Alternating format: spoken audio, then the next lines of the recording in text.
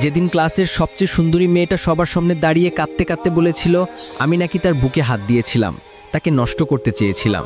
সেদিন সবাই আমার দিকে অনেক ঘৃণা নিয়ে তাকিয়েছিল। ক্লাসের প্রায় ৮০ জন ছাত্রছাত্রী সবাই আমাকে খারাপ ভেবেছিল। সবাই মেয়েটার কান্না ভেজা কণ্ঠটা বিশ্বাস করেছিল। আমার সবচেয়ে কাছের বন্ধুটাও সেদিন আমার থেকে দূরে সরে গিয়েছিল। আমার সবচেয়ে প্রিয় শিক্ষকটা আমার গালে চড় মেরে বলেছিল, তুমি অনেক ভালো ছাত্র, আমি তোমাকে অনেক ভালোবাসতাম, কিন্তু তুমি আজকে যে কাজটা করেছো তার জন্য আমার ভালোবাসাটা তোমার জন্য চিরতরে শেষ হয়ে গিয়েছে। নিজেকে একজন ভালো মানুষ হিসেবে যে প্রতিষ্ঠিত করতে পারে না, সে যতই ভালো ছাত্র হোক, টাকার মালিক হোক, এসবে কিছু যায় আসে না। একজন মানুষের সবচেয়ে বড় পরিচয় হলো সে একজন মানুষ। তবে তোমার মতো মানুষ না, তুমি এখনো মানুষ হতে পারোনি। যদি পারো মানুষ হয়ে দেখাও। সেদিন আমি ক্লাসের কারো দিকে চোখ তুলে তাকাতে পারিনি। কোনো অপরাধ না করেও নিজেকে অনেক বড় অপরাধী মনে হয়েছিল। আমার দুঃখটা সেদিন কারো সাথে শেয়ার করতে পারিনি। ক্লাসে যতটুকু সময় ছিলাম ততটুকু সময় আমি নিচের দিকে তাকিয়ে শুধু চোখের পানি ফেলেছিলাম। সেদিন আমি বুঝেছিলাম চোখের পানিরও দাম কম আর বেশি হয়, কারণ মেয়েটার চোখের পানি দেখে সবাই অনেক ইমোশনাল হয়ে গিয়েছিল। আমি মেয়েটার সাথে এসব করেছি কিনা সেটা না জেনেই সবাই মেয়েটার জলভরা চোখ দেখে তার কথা বিশ্বাস করেছিল। কিন্তু আমার চোখের পানিটা কাউকে আবেগী করতে পারেনি। আমার মতোই আমার চোখের পানিটাও কম দামি। ক্লাস থেকে চলে আসার সময় ওই মেয়েটার সাথেই আমি কথা বলি, যে মেয়েটা সবার সামনে আমাকে এভাবে খারাপ একটা ছেলে হিসেবে পরিচয় করিয়ে দিয়েছে। আমি তার কাছে গিয়ে তাকে কিছু কথা বলি। তুমি এমনটা না করলেও পারতে। তুমি হয়তো ভেবেছিলে এমনটা করার পর আমি তোমার সম্পর্কে কোনো কিছু বললে কেউ বিশ্বাস করবে না। সবাই ভাববে তোমার ওপর প্রতিশোধ নেওয়ার জন্য তোমার সম্পর্কে খারাপ কথা বলছি। কিন্তু তুমি হয়তো জানো না, তুমি এসব না করলেও আমি তোমার সম্পর্কে কারো কাছে কিছু বলতাম না। তবে ভয় পেও না, এখনও তোমার সম্পর্কে কারো কাছে কিছু বলবো না। যে মানুষটা আমাকে সবার সামনে খারাপ বানিয়েছে, আমি তাকে সবার সামনে খারাপ বানাতে চাই না।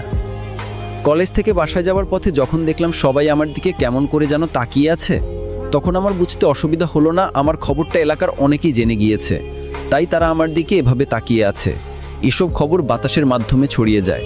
আমারটাও হয়তো সেভাবেই সবার কাছে পৌঁছে গিয়েছে, হয়তোবা বাড়িতেও জেনে গিয়েছে। এমনিতেই মা আমার দোষ খোঁজেন সবসময়। একটু ভুল পেলেই বাড়ি থেকে বের করে দিতে চান। শুধু বাবা বলে কয়ে হয়তো আমাকে বাড়ির এক কোণে ছোট্ট একটা রুম দিয়ে রেখে দিয়েছেন। মা চায় না আমি এই বাড়িতে থাকি। যখন বাসায় গেলাম তখন দেখলাম মা আর বাবা দরজার বাহিরে দাঁড়িয়ে আছে। তাদের দেখে বুঝতে পারলাম কলেজের ঘটনাটা তারা জেনে গিয়েছে। তখন আর দেরি না করে আমি বাবাকে বললাম, আমি কিছু করিনি বাবা, বিশ্বাস করেন, আমার মৃত মায়ের কসম বাবা, আমি কিছু করিনি। তুই যদি কিছু নাই করবি তাহলে মেয়েটা তোর সম্পর্কে সব বলবে কেন? তোর ক্লাসে তো আরও অনেক সুন্দর সুন্দর ছেলে আছে, তাদের সম্পর্কে তো এরকম বললো না, তোর সম্পর্কে কেন বললো? তুই এসব করেছিস বলেই সে সবার সামনে এসব বলেছে। একটা মেয়ে কখনো নিজের মান সম্মান নিয়ে এরকম মিথ্যা বলবে না। মিথ্যা তো তুই বলছিস এখন আমাদের সাথে। আমার সৎমা যখন কথাগুলো বলল তখন আমি চুপ করে দাঁড়িয়েছিলাম। কি বলবো কিছু বুঝতে পারছিলাম না। তবে এটা বুঝতে পেরেছিলাম, যাই বলি না কেন আমার কথা কেউ এখন বিশ্বাস করবে না। হঠাৎ করেই মা বাবাকে যে কথাগুলো বলল সেই কথাগুলো শোনার জন্য আমি মোটেও প্রস্তুত ছিলাম না। তুমি তোমার ছেলেকে বাড়িতে রাখলে আমি থাকবো না, এই বাড়িতে থাকবো না। আমি কোনো ধর্ষককে এই বাড়িতে রাখতে চাই না। আমার একটা মেয়ে আছে, আমি আছি, আমরা তো আর আপন কেউ না। আমি তো আর আপন মা না, হাবিবাও তো আরও আপন বোন না। সুযোগ পেলে কি না কি করে বসবে কে জানে। তুমি ওকে বাড়ি থেকে বের করে দাও। মা যখন বাবাকে কথাগুলো বলল তখন আমার চোখ দিয়ে অনবরত পানি পড়ছে। আমি ভাবতাম সৎমা হলেও একদিন আমাকে ঠিকই নিজের মায়ের মতো আদর করবে। আমি সবসময় আমার সৎ মায়ের মন জয় করার চেষ্টা করেছি, কিন্তু আমি ব্যর্থ হয়েছি। তবে কোনোদিন ভাবিনি আমার সম্পর্কে এতটা খারাপ ধারণা জন্ম নিবে তার মনে।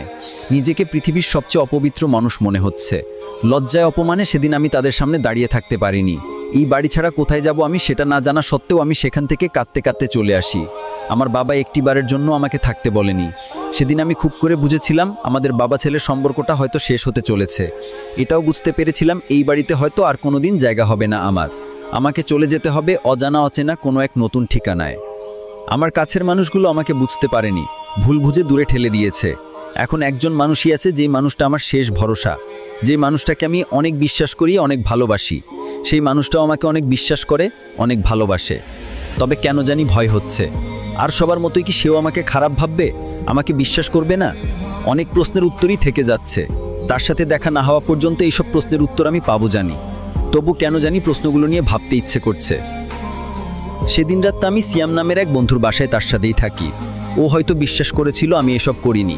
আমি এতটা খারাপ মানুষ না যে একটা সুন্দরী মেয়ের দুর্বলতার সুযোগ নিয়ে তার বুকে হাত দিব, কিংবা কে জানে হয়তোবা বিশ্বাসও করেছিল। ভদ্রতার খাতিরে বলতে পারেনি। কারণ কিছু কিছু কথা থাকে যেগুলো অনেক সময় মানসম্মান বা ভদ্রতার খাতিরে বলা যায় না। বিপরীত পাশের মানুষটার অবস্থাটার কথা চিন্তা করে অনেক মানুষই বলতে পারে না। আবার কিছু মানুষ থাকে যারা বিপরীত পাশের মানুষটার কথা চিন্তা করে না, একবারও ভাবে না কথাগুলো বললে তার অবস্থাটা কি হবে। সেদিন সিয়ামের ওখান থেকেই আমি আদিবার সাথে ফোনে কথা বলি। তাকে বিকাল 3টার সময় আমার সাথে দেখা করতে বলি। সেও ঠিক সময় ঠিক জায়গায় চলে আসবে বলে ফোনটা রেখে দেয়। আমিও ঘুমানোর বৃথা চেষ্টা করে বিছানায় গা এলিয়ে দেই। তবে সেদিন রাতটা আমার নির্ঘুম কাটে। সেদিন ছিল শুক্রবার। সিয়ামের সাথে জুমার নামাজটা পড়ে ওর বাসায় দুপুরে খেয়ে আমি তোর প্রতি অনেক কৃতজ্ঞ। একটা রাত আমাকে থাকতে দিয়ে অনেক উপকার করলি।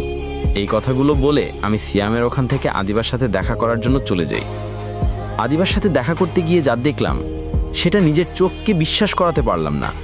কারণ আদিবা আজ একা আসেনি, তার সাথে সে একটা মেয়েকে নিয়ে এসেছে। তার সাথে যে মেয়েটা এখন দাঁড়িয়ে আছে সেই মেয়েটাই ক্লাসের সবার সামনে আমাকে অপমান করেছিল, খারাপ বানিয়েছিল। আমি বুঝতে পারলাম না আদিবার সাথে মেয়েটার কি সম্পর্ক। আদিবার কোনো কাজিন নাকি বান্ধবী?